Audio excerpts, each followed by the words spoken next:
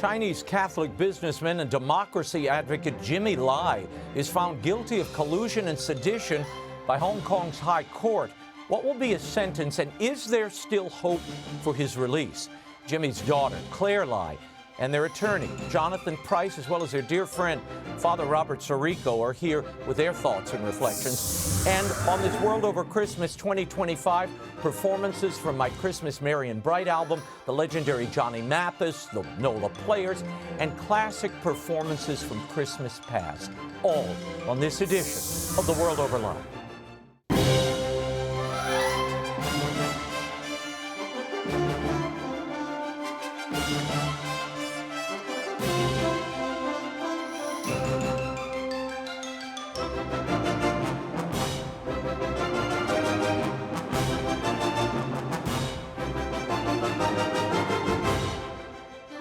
Now, Raymond Arroyo. A warm welcome to all of you joining us in the United States and the world over. An important show for you this week. If you'd like to comment, send me an X post. I'm at Raymond Arroyo, and always at Arroyo Grande Show on YouTube. This is our last show of the year, and as we are going to be preempted on Christmas Day and New Year's Day, we wanted to celebrate, which we'll do a little later in the show, as the world over enters the 30th year of its existence. Can you believe it? We've been on the air all that time, 30 years. Now to a story we've been covering for many of those years. This week, a Hong Kong court convicted 78-year-old Catholic media mogul Jimmy Lai on charges of alleged collusion with foreign forces and sedition, charges that stem from his advocacy for democracy and meeting with American officials. The verdict has drawn international condemnation. But what happens now? Can diplomatic pressure from the U.S., Britain, or even the Vatican make a difference? Joining me is Jimmy's daughter, Claire Lai, his attorney, Jonathan Price, as well as his friend, president of the Acton Institute, Father Robert Sirico. Thank you all for being here.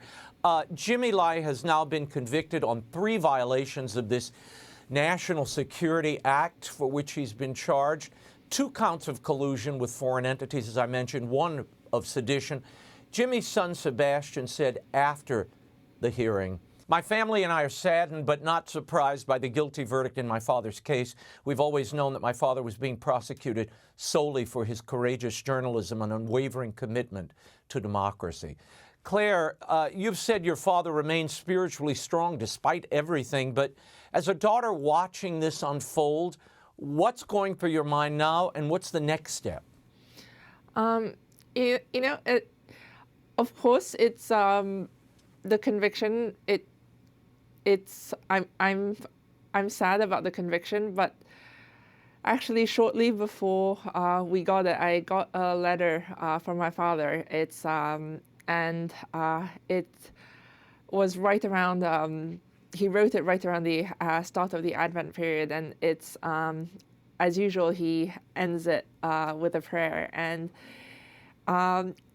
in my previous letter, I had expressed certain worries to him, both about him and about myself, and there he chided me, and he said, why do you worry when our Lord is so good?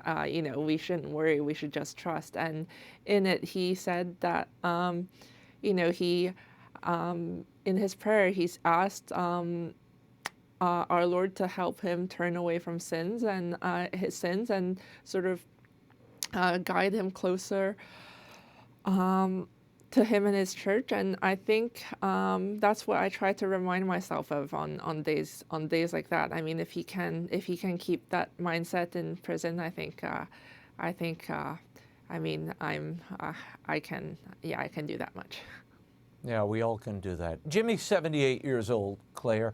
I'm saying that for the audience. I know you know that. He's been in solitary confinement for over 1,800 days. His declining health has been well documented, the weight loss, diabetes, heart palpitations. Given your dad's condition, Claire, are you afraid that even with an appeal, time is running out? Yes, absolutely. I mean, he is 78. His health is rapidly declining. I mean, over the last 5 years, I've seen his health decline, and a lot more dramatically over the last year, like just over a year. I mean, in less than a year, he lost 10 kilos, and that's after having lost a significant amount the previous 4 already. He has heart issues despite having a perfectly healthy heart before. He has much higher blood pressure than a year ago despite taking blood pressure medication. He has infections that last for months. He has heat rashes in summer. He has failing eyesight and failing hearing. He has nails that are turning colors and falling off. He has rotting teeth, and just a myriad of health issues. And it's, and just with an appeal, I mean, it's so much of how long it takes for an appeal is at the mercy of a lot of the Hong Kong's political system. I mean, if you look at his fraud appeal, we appealed immediately after he was sentenced almost 4 years ago, and we're still waiting for the judgment from the Court of Appeal. And with a case like the national security law, we will definitely have to appeal to the Court of Final Appeal. I mean, what will that be, like 8 years? I mean, my father does not have 8 more years. Not in those conditions. Jonathan Price, you're part of Jimmy's international legal team. From a legal standpoint, walk us through what happened here. I mean, this was a bench trial. There was no jury. It was 3 government-appointed judges. How does this work, and what does it tell us about the Hong Kong judicial system, which was once the envy of the world? Yes, it was, Raymond. And let's just remind ourselves how this came about. This law, the national security law under which he's now been convicted, was introduced in July 2020 with the sole purpose of suppressing legitimate and lawful and peaceful, totally peaceful protest in Hong Kong. Within several weeks of the law coming into force, they'd arrested and charged, they'd arrested Jimmy Lai under this law, and he was later charged with these 2 offences under the national security law and the additional offence for which he's now been convicted. He's been in prison since then. The trial has taken 2 years. It was delayed by 2 years and didn't commence until December 2023. It's taken 2 years to run until now. The closing arguments were in August, and we've just seen the conviction yesterday. Sentencing now won't take place until the new year, and I'm afraid that the sentencing under the national security law is prescribed, and for grave offences such as the ones for which Mr. Lai is being convicted, he's likely to get a minimum of 10 years, but realistically and based on precedent, a minimum of 15 or 20, and a maximum, if the court deems the offences to be sufficiently serious, of life in prison. And for a man who turned 78 last week, as you've pointed out, anything in that range amounts in effect to a life sentence.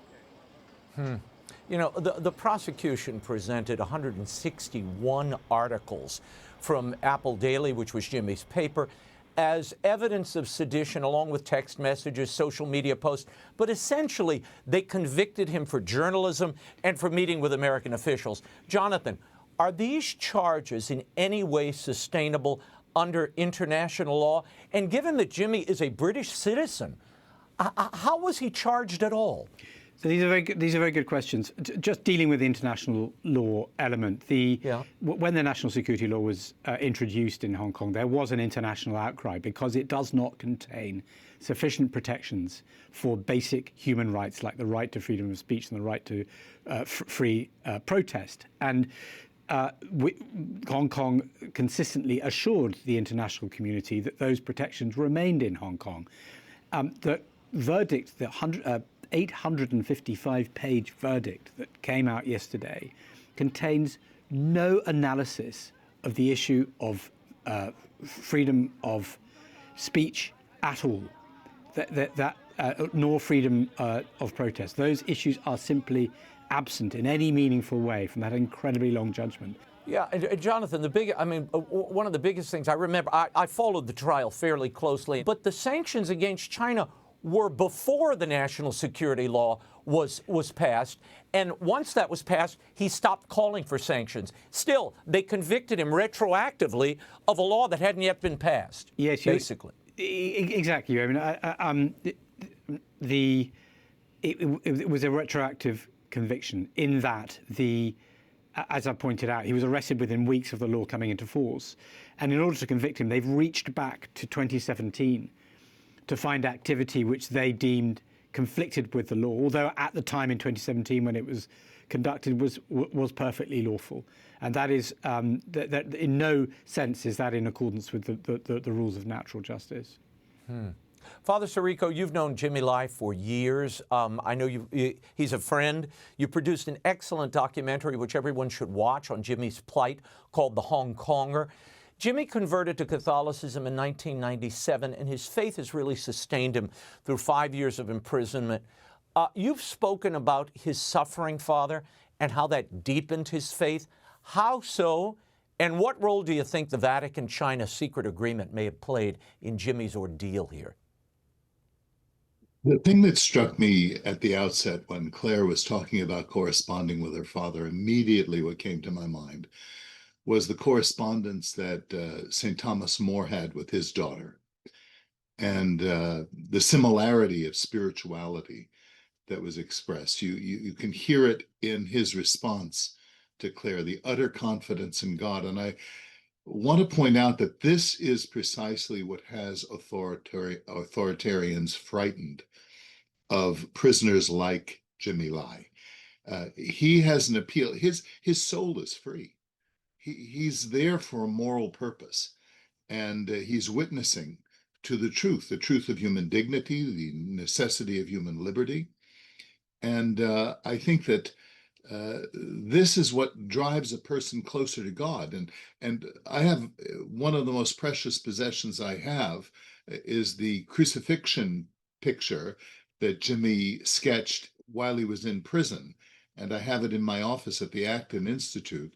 And that tells me his identification with the cross of Christ is also his identification with the redemption and resurrection that Christ offers. As to the Vatican's dealings with China and the secret accord, this is highly problematic. And what I'm hopeful for is that there may be a change now that we have a new pope who has a different perspective on things. I have no knowledge of what the Pope's perspective is on this, but I know that he's studying the issue. I know that Pope Francis only saw the persecution of communists when he lived in Argentina, and he didn't seem to grasp that communists can be persecutors themselves. Perhaps Pope Leo can have a different perspective on this. Claire, you and your mother met with Pope Leo not long ago. What did you say to him? What did he say to you? I mean, the Vatican has been very quiet on this case, sadly, in my estimation. I mean, the Holy Father is at the start of his papacy, so I am extremely grateful that we were able to meet with him, and it was such a blessing and a privilege. And I think, I mean, it's not atypical for Augustinians to sort of try to take in more opinions before decisions are made, but it's I think just the fact that he was willing to meet with us does say a lot, and he assured us of his prayers, and we of course continue to support him through ours. Yeah. Jonathan, we know his next court date, Jimmy's next court date, is January 12th for sentencing. Let's talk about this appeals process. I mean, Claire mentioned it a moment ago. Has the legal team decided whether or how to appeal this verdict? And do you believe Hong Kong courts will deliver any justice at all in this point? Or will they just stonewall and leave Jimmy where he is? So there are 28 days to appeal, and the judgment on the verdict, as I've said, is 855 pages. The decision whether or not to appeal will be made in due course, and but as Claire says, that there are extraneous considerations. However poor the legal reasoning, if there is any legal reasoning in the verdict, indeed is, these extraneous considerations are perhaps more important. And this is a man in failing health in his very late 70s. Who might face another 4 or 5 years of legal tribulations. and that has to be a very real consideration in any decision that's going to be made. Well, and look, part of the reason we have been so devoted to covering this story over so many years is because I know, as do folks at the Wall Street Journal and other places, that the Chinese don't want Jimmy Lai to become a martyr, and they also don't want people to look closely at the state of their judicial system, which now is frankly an embarrassment. Father, do you think there's that fear from the Chinese of making Jimmy Lai a martyr? And might that lend the Vatican and the United States some leverage should they finally decide to speak out in support of Jimmy? I'm talking about the Vatican, the U.S. has. Well, as to what the Chinese think, I mean, the word inscrutable comes to mind, right?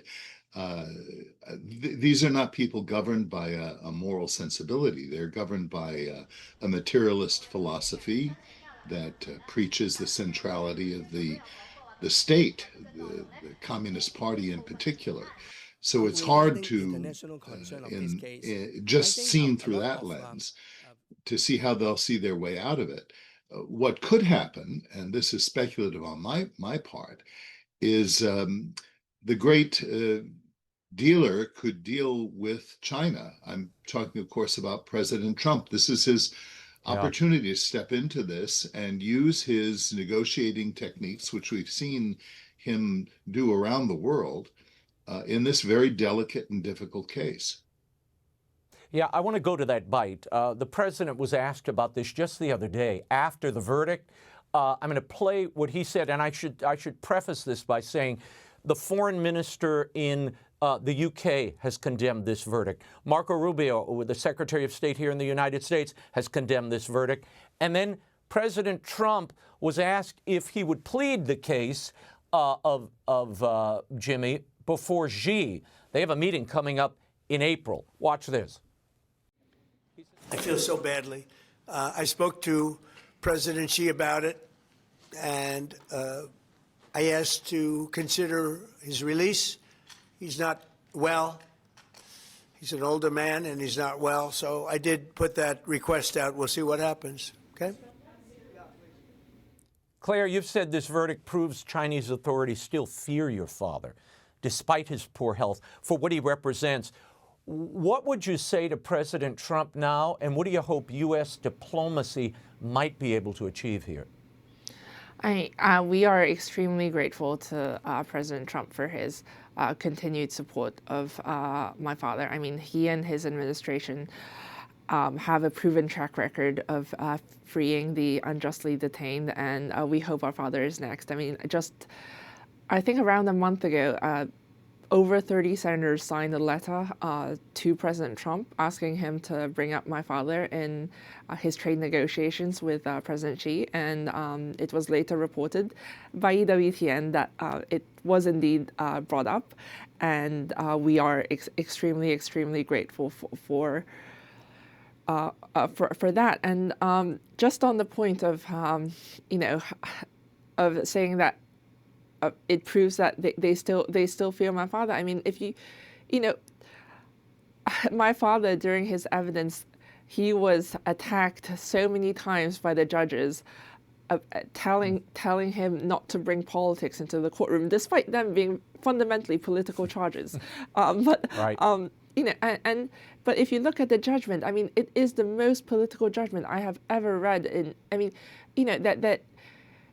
say that he hates China. I mean, he has said repeatedly during his evidence he does not hate China, and a lot of his strength it cannot be explained by logic alone. It can only be explained because, I mean, he's guided by the Holy Spirit, and when you're guided by the Holy Spirit, there really isn't space for hate or anger, and I think people in the courtroom saw that, and actually, if you look at the judgment, I mean, they attack him, and they attack the U.S., and they attack other countries, and it's the most political judgment I've ever read, with very, very little legal reasoning, as Jonathan has rightly said. Yeah. Father Sirico, and then I'm going to go to Jonathan before I run out of time. Is the diplomatic play here the last hand in Jimmy Lai's deck at this moment? does this all hinge on hoping that enough pressure can be placed on the Chinese that they're shamed into releasing him on humanitarian grounds? First, Father Sirico.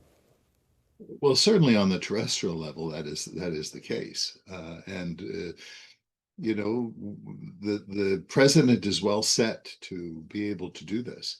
But if you ask me, is this the last card to be dealt? It certainly isn't, because the last word in Christianity is life, is resurrection. The logic of this culture of death that confuses the Communist Party with the people of China cannot exist forever. And regardless of how this case goes, I think Jimmy's already won. Jonathan, I'm going to give you the last word here.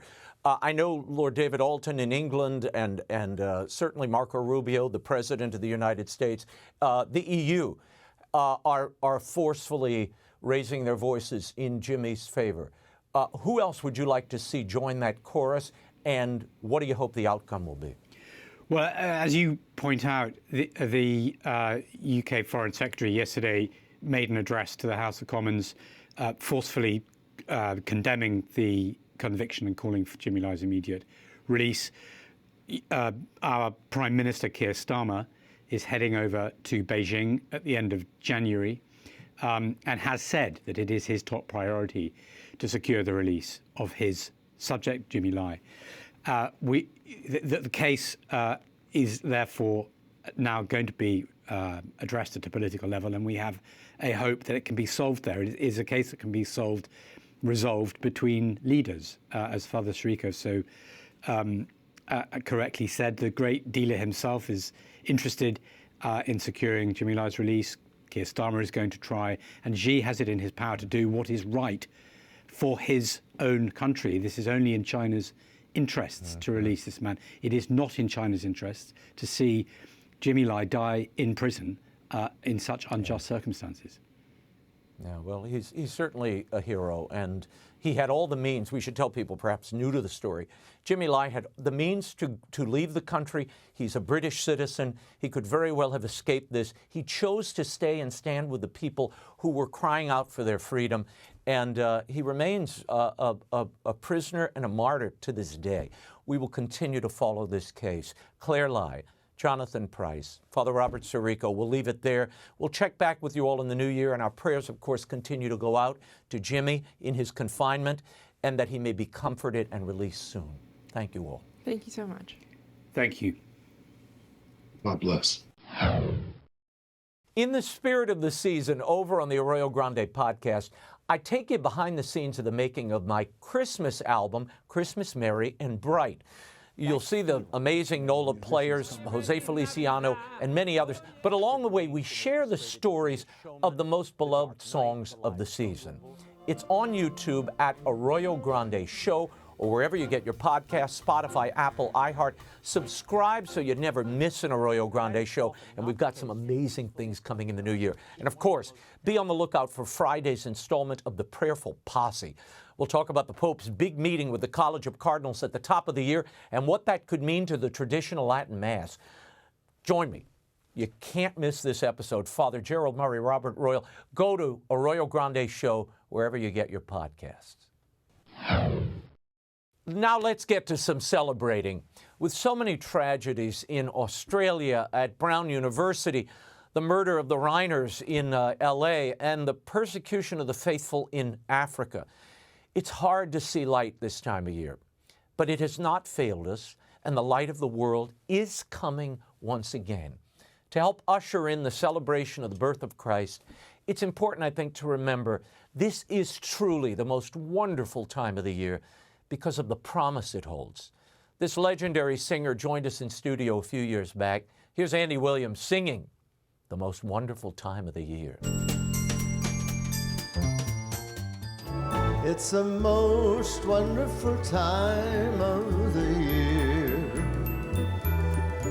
with the kids jingle belling and everyone telling you be of good cheer. It's the most wonderful time of the year. It's the happiest season of all.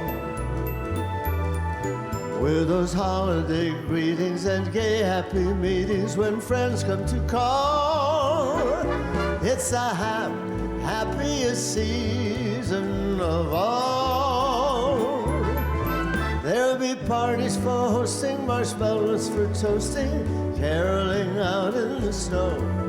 There'll be scary ghost stories and tales of the glories of Christmases long ago. It's the most wonderful time of the year. There'll be much mistletoe, hearts will be glowing when loved ones are near. It's the most wonderful time of the year.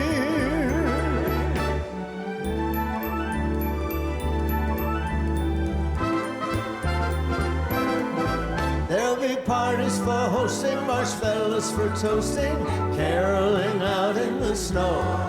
There'll be scary ghost stories and tales of the glories of Christmases long ago. Oh, oh, it's the most wonderful time of the year. There'll be much mistletoe, hearts will be glowing when loved ones are near.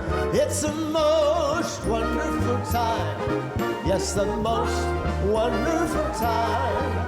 It's the most wonderful time of the year.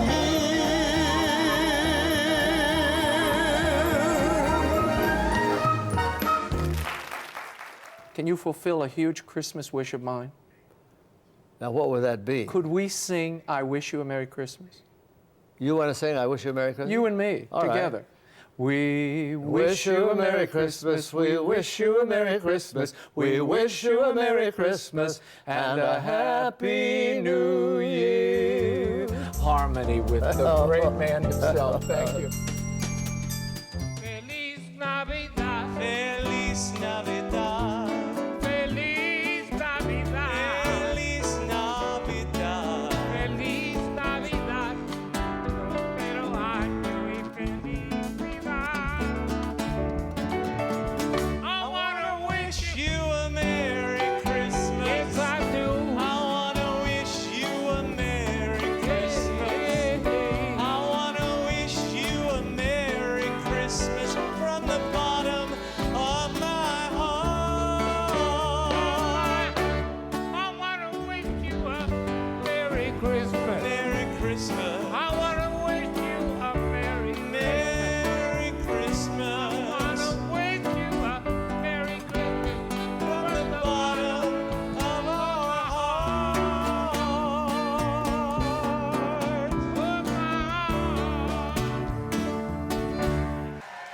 I saw him in concert so many times. He was dramatic, compelling, and connected to song material like few singers. To me, he was the greatest interpreter of the American songbook ever. This was part of a Christmas special produced by Family Theater in the 1980s. Recorded after a performance in Las Vegas, here's the voice, Frank Sinatra, singing The First Noel. The first Noel, the angels did say, was to certain poor shepherds in fields as they lay, in fields where they lay keeping their sheep on a cold winter's night. That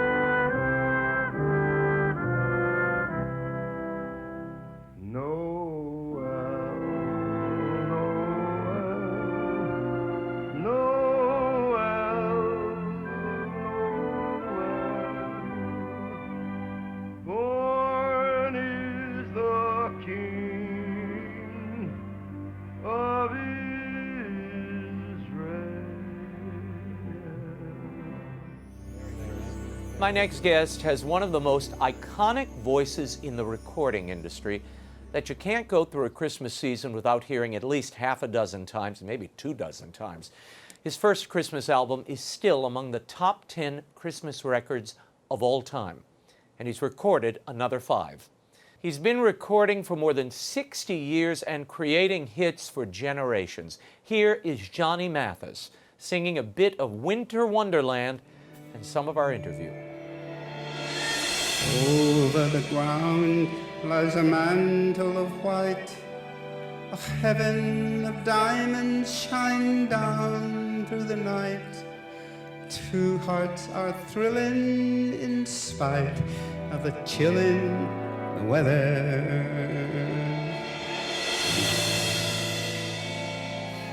Love knows no season, love knows no clime.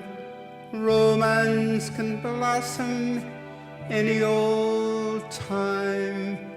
Here in the open, we're walking and hoping together, together, together, together. Sleigh bells ring, are you listening? In the lane, snow is glistening, a beautiful sight. We're happy tonight, walking in a winter wonderland.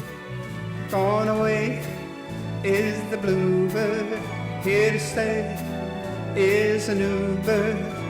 He's singing a love song as we go along, walking in a winter wonderland. In the meadow we can build a snowman and pretend that he's a circus clown. We'll have lots of fun with Mr. Snowman until the other kitties knock him down.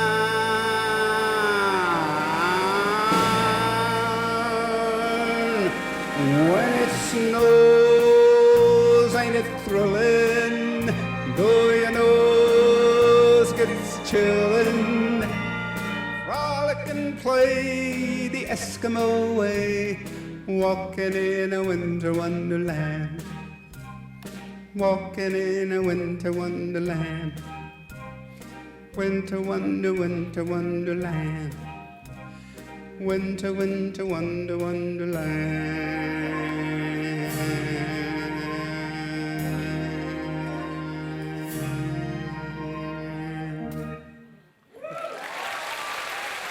Let's talk for a moment about Christmas and your favorite Christmas song. Do you have one?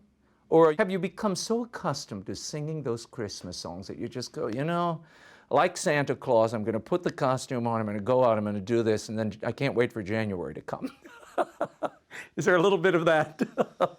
Christmas songs are like candy. You eat it and then it goes away, and sort of glad it did until next year. Don't worry, I'll be back next year. Yeah, it's that way because a lot of them are, and I say this in a nice way, trivial kind of singing. Not really singing, just kind of singing. They're sing-along songs rather than a song you sing. Right, and for years and years, Christmas music was kind of that way. But I mind some old Bing Crosby songs that he sang at Christmas time. It's the most wonderful time of the year, a wonderful song written by the director of The Tonight Show, I think. But the Christmas songs have gotten much better. What is your Christmas wish for everyone watching this Christmas, this New Year's? I'm sending you a little Christmas wrapped up with love, a little peace, a little light, to remind you of how I'm waiting for you, praying for you. I forgot the words. You got the best part in, though. Did I? Okay. I love that. Christmas is so special to me because of the music, of course, but because I'm able to share it a little bit more. Well, I'm thankful for your spirit and how you imbue the holidays and this music. As you said, these songs can be pretty trivial, but in the hands of the right people, they're filled with life and love and joy, and you do that. Now, can I have a Christmas request? Just a little tiny request. Yes. Can I sing with Johnny Mathis for a minute? Yes. What shall we sing? Just hear those sleigh Bells ringling, ting, ting, tingling too. Come along, it's lovely weather for a sleigh ride together with you. Outside the snow is falling and friends are calling. Yoo-hoo! Come on, it's lovely weather for a sleigh ride together with you and you and you. Giddy up, giddy up, giddy up, let's go. Let's look at the show. We're riding in Wonderland of snow. Giddy up, giddy up, giddy up, it's grand. Just holding your hand. We're gliding along with the song of a wintry fairyland. Our cheeks, that's hardest part of that song to sing. Rosy and comfy, cozy. Well, Merry Christmas, Johnny Mathis. Thank you. What a joy. Thank you. You know, I often repeat to audiences that line from Deck the Halls, and it's really the entire reason I decided to record my Christmas Merry and Bright album. It goes, follow me in merry measure while I tell of Yuletide treasure.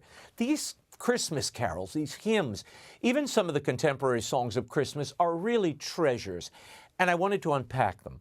So I did a great deal of research into the backstories of these songs, and I'm so pleased that the album landed on Billboard's holiday and jazz charts and that Christmas Merry and Bright is now part of so many families' Advent and Christmas celebrations.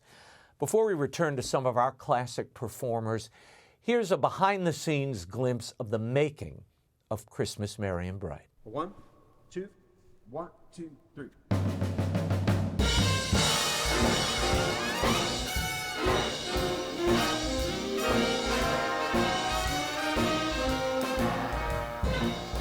I've always loved Christmas music.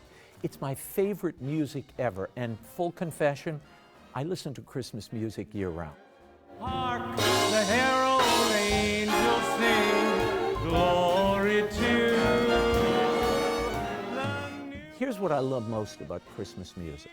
It's eternal. It touches the past, the present, and the future. Your great-grandparents were singing many of these songs. We're singing these songs today, and our children's children will be singing them tomorrow. Joy to the world, the Savior reigns. Let men their songs employ.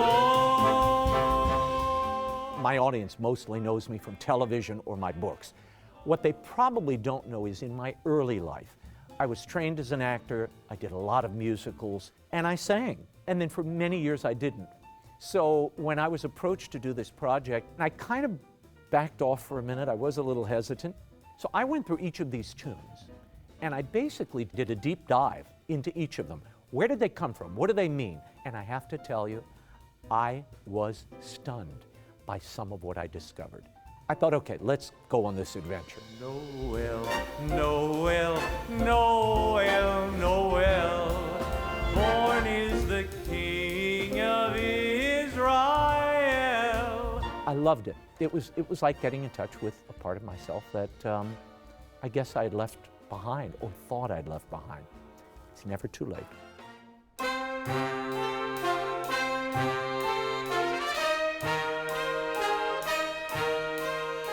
To me, Christmas has a classic sound. So when we were thinking, how should we approach this album? I knew I wanted a big band feel and sound.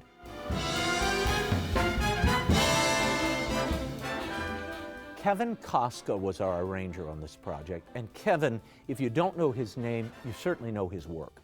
Kevin Koska arranged and orchestrated The Greatest Showman, The Dark Knight, The Live Jungle Book, but his background and his love is jazz.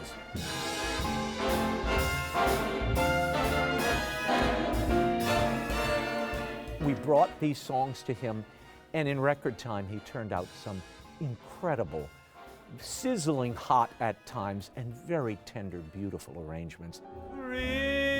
Christmas time is here, families drawing near. In the heart of the French Quarter, there's a wonderful little theater in New Orleans, Le Petit Theater. Sound-wise, it was perfect, and it fit all of us. Go tell it on the mountain, This band, these are like the super players of New Orleans. Many of these guys have been playing together for 30, 40 years. They know each other so well and gelled so quickly. I've really never seen anything like it. Most of the cats in the band have a lot of history of working together over the past decades. So when this collection of musicians come together, it's instantaneous connection, and the music just flows because we not only know each other musically, but we know each other personally.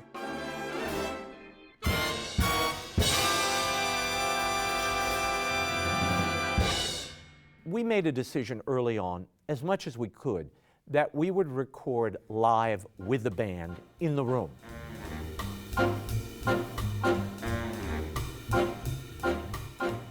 Now that is often not the case today. Usually they lay down the tracks with the band and the singer is in an isolation booth weeks later recording to tracks. I didn't want to do that. That feeling that you get, there is a rich crackle in the room. You can hear it on those recordings. Oh, jingle bells, jingle all the way. Oh, what fun. That style of music has a certain energy to it. It's very soulful, swinging. There are great big bands all around the world, but big bands in New Orleans have a different thing. Jingle, jingle, jingle, jingle, jingle all the way. Oh, what fun it is to We need to capture the energy and the spirit and the goosebumps that the listener gets while listening to this type of music. Raymond has been fun. He knows exactly what he wants. He has very high standards for himself, which is really all we can ask for. He wants to get it right. You know, all of us want to get it right, and he's right in there with it, which is killing. It's really good.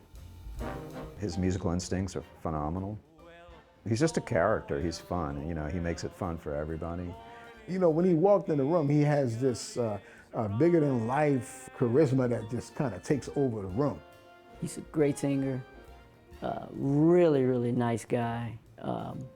He's just, is he a comedian? Because, I mean, he cracks me up.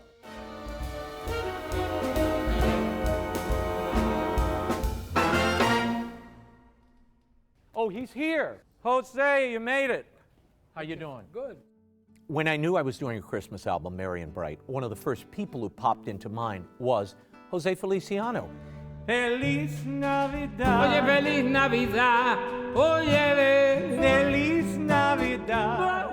Jose is an international voice of Christmas, and his Feliz Navidad is one of the most downloaded songs of the season. People love it. Not only did he agree to come and be a guest on the album, Jose agreed to do a new arrangement. I wanna wish you a Merry Christmas. Óyeme, Ramón. I wanna wish you a Merry Christmas. Jose did an incredible flamenco solo that I just loved.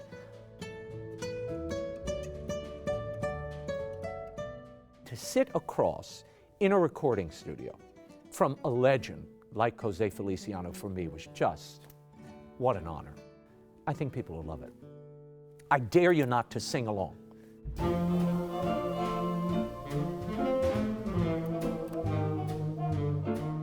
I love the togetherness of Christmas, the warmth of Christmas, the memories of Christmas. And I wanted to capture all of that in this album.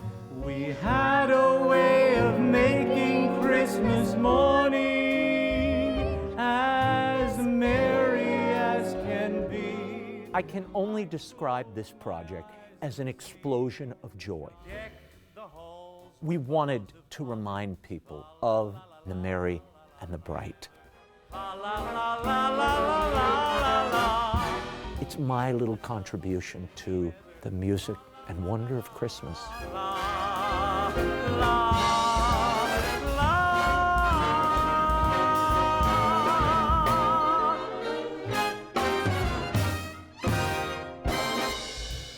If you need a few stocking stuffers this season, get your copy of Christmas Merry and Bright, the album. It's at Amazon, Barnes & Noble, Apple Music, Spotify, and of course, the EWTN catalog or wherever you get your music. And hey, The Spider Who Saved Christmas and The Wise Men Who Found Christmas both make wonderful gifts. And you know what I love about these? They're great read-alongs for the family at this time of year, and of course, a gift you can give to young people. Speaking of gifts, knowing and hearing the great Keely Smith perform was such a gift in my life. Having her on the show was an added bonus. I just loved Keely.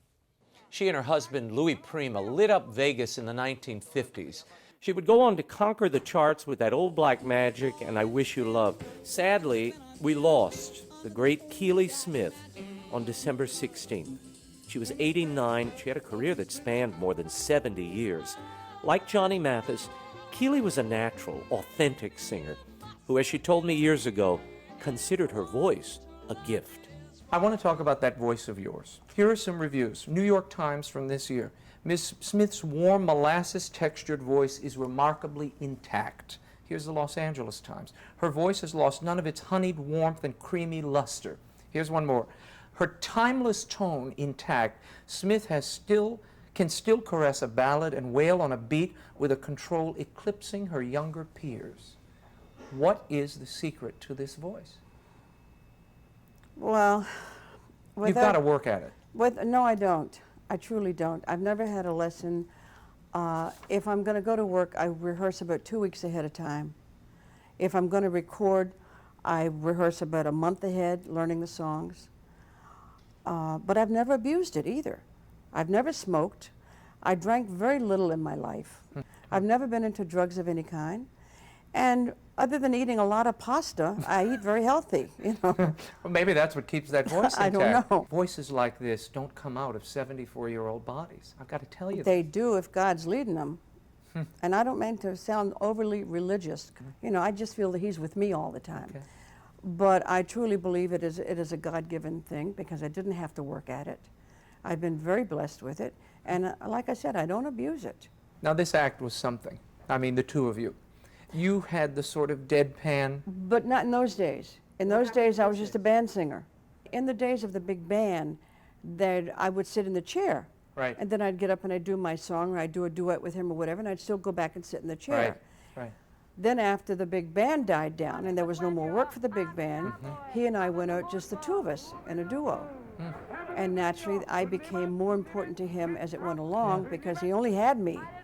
There was nobody else for him to work But this off chemistry was unbelievable because it was he would jump around and just be madcap, out of control, maniacal at times, and you just stood there, placid as could be, at times bored. I was. I really was. You know, it's funny because if you look back at some of the old tapes, especially the Ed Sullivan things, right, that's I used to laugh a lot. Nobody ever saw me laugh. And when we went to the Sahara is really when the deadpan thing happened. And it was an accident. It wasn't something that was planned. It wasn't something that I think I could have done if I tried to do it intentionally. And it was, we worked from midnight till 6 in the morning. We did 5 shows a night. Wow. And the first half hour of each show, I had nothing to do but to stand there. And I wasn't a hand clapper. I wasn't a finger snapper. And we had a very small stage. And I stood in front of the upright piano, and I would cross my arms in front of my chest like this. I'd lean up against the piano, and I'd stand there for a half hour. But in the Sahara Lounge, I could see people coming in the main front door. I could see them coming in and out of the main showroom. I could see them coming in and out of the side door.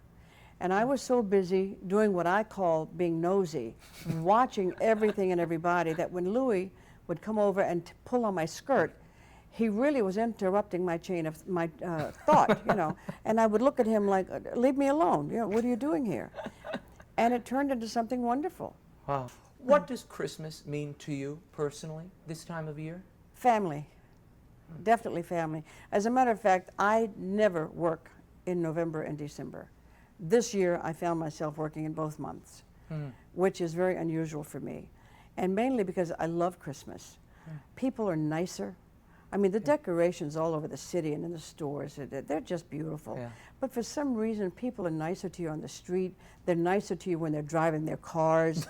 They're more courteous. And it's just a wonderful, warm time of the year, and I like it. How I will miss Keely Smith. She was down to earth, warm, and what a singer.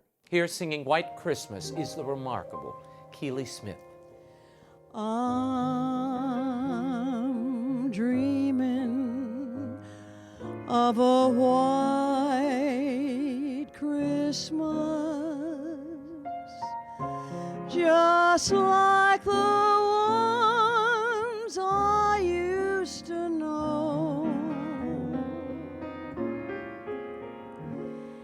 where the treetops glisten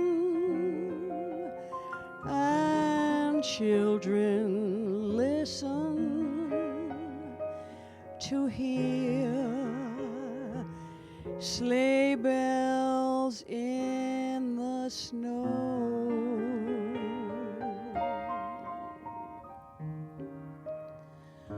I'm dreaming of a white Christmas, with every Christmas chord I write. May your days be merry and bright,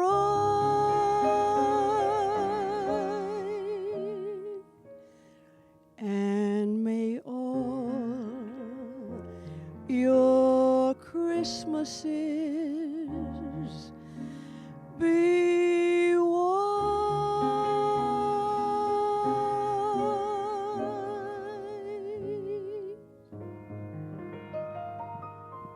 Before we close out the show and give you our final song, I need to thank you for joining us throughout the year. And as we enter our 30th year, due to you, God's providence, and of course, Reverend Mother, I want you to know we've never lost sight of Mother Angelica's first charge to me when we founded EWTN News.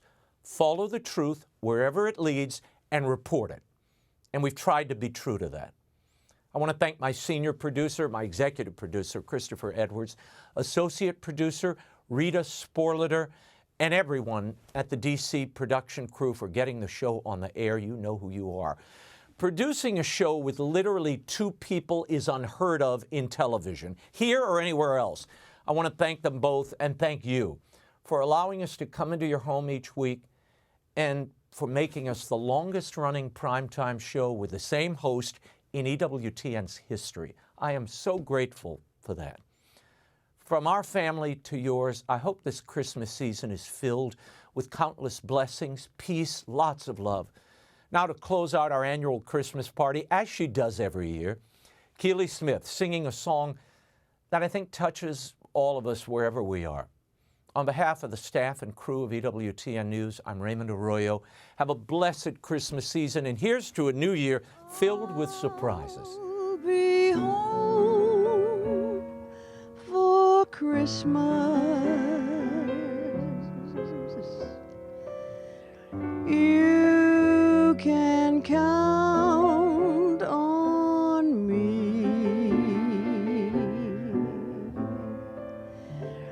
Please have snow and mistletoe